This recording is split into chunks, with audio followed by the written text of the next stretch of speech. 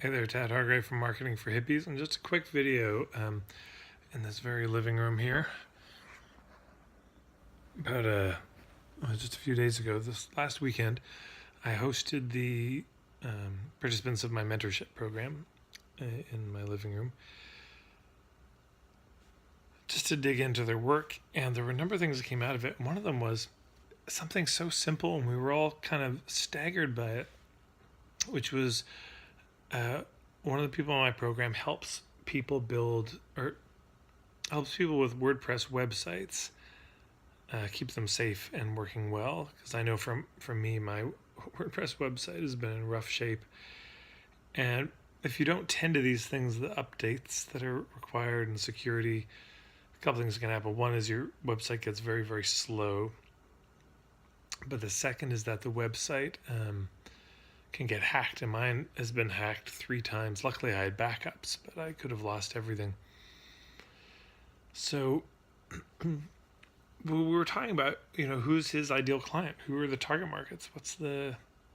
Who's he trying to reach? And of course, now he wants to work more with conscious people who are, hippies in one way or another. And so that's a fine, broad sense of who you want to work with. But as we started to get into the particulars, it was, well, life coaches, but not really, and holistic practitioners, but not really. And we were having the hardest time honing in on something because he's been doing it for years now, and he has a pretty good sense of what works and what doesn't work, and who'd be a good client and who wouldn't. And here's what finally hit us. His ideal client was someone, yes, with all those, values, who's conscious, who's a good person, nice to work with, and cares about what's happening in the world.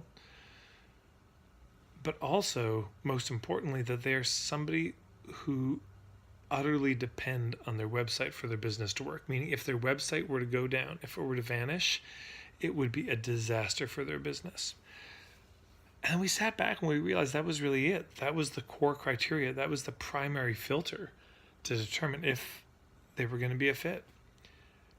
And that was what the big reason why a lot of people who we thought would have been a fit weren't.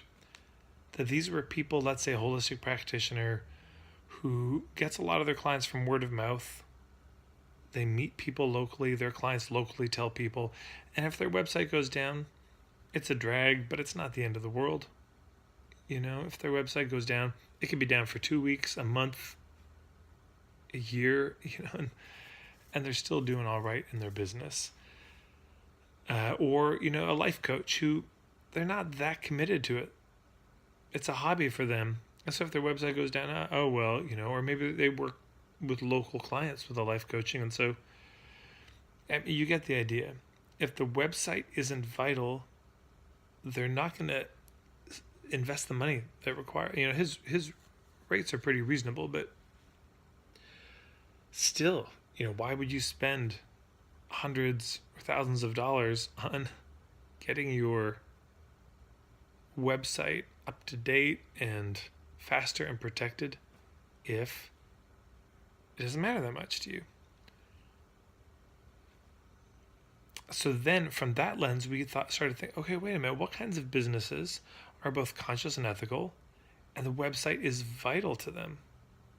It really, really matters. And that was what allowed us to start thinking about the particular, what about people who sell products online? And if you sell ebooks or home study courses, if you sell products online, if your website goes down, that's it. What if you do a lot of coaching and you use an online scheduler to do it, and that's on your website? So suddenly there was a set of hubs we could look at. Instead of just life coaches, first of all, it might be people who train life coaches who could be recommending this. Instead of just people who sell products, maybe there are networks of crafters and people who sell products, business coaches who help people sell products online, and that person could endorse him to their followers. If there's this online scheduling software, perhaps he could create a joint venture with them, something like this. So these are the types of things you can start thinking about.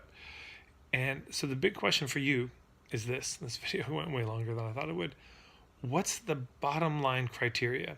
I mean, yes, there's certain politics you want them to have, certain spiritual, ethical, moral values, sure.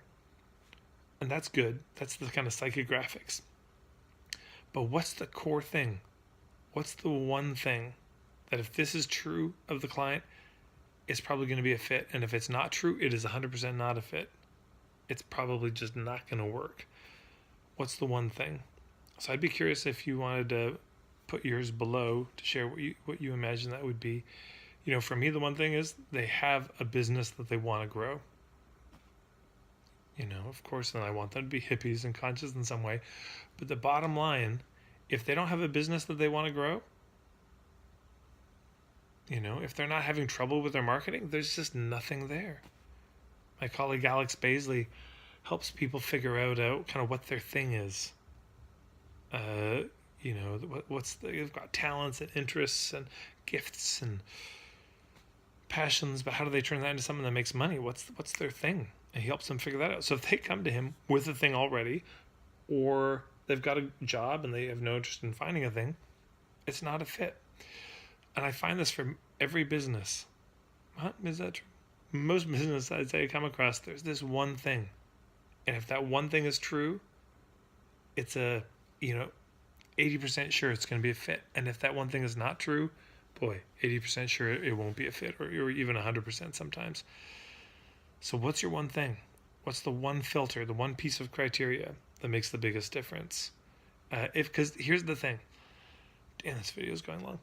If you have that one thing, that's the headline of your sales letter. That's your URL potentially. That's the name of your workshop. It's one of the first things that you will utter. It's the type of thing that if you were standing in front of a room of 1,000 people, so for example, with this fellow Sean, and I'll put the link to his website below. If he were to stand in front of a group of people, he could just say, so if you have a business that utterly relies on your website, meaning if your website were to collapse for hours or a day or a week, it would be a disaster for your business. It would do some real damage. Raise your hand. And then you can say, okay, if you didn't raise your hand, please leave. You see what I'm saying? Because those people didn't raise their hand, probably it's going to be a waste of their time. Probably not a fit. He just say, please leave. The rest of you just move forward. Let's keep talking. Yeah, so it's a simple idea, but it's a really big idea. The implications of this are profound, because once you have it, again, there's your headline. Once you have it, you can start to figure out your hubs, where to market to, the most likely places where you'll find the clients who are most likely to be a fit. It's so simple, but so big. Anyways, I hope that's useful. Thanks so much.